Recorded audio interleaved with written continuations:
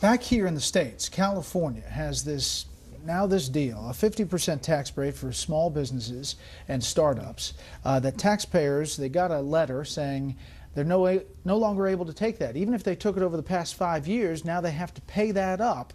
Take a listen to this, Jason.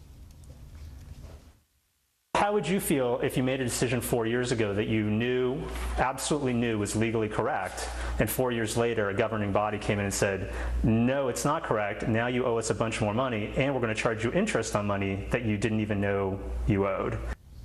That's quite a story.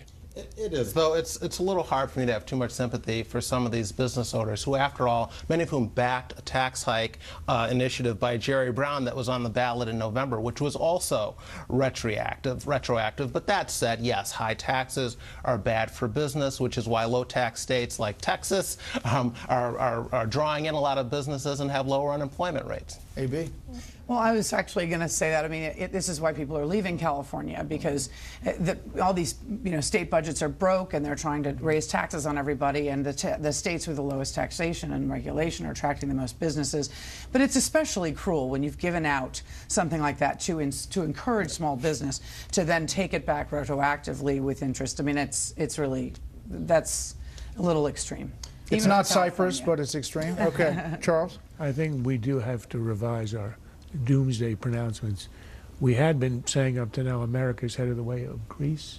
I would say it's headed the way of Cyprus. Because if you start to confiscate people's money retroactively, you got a real problem on your hands.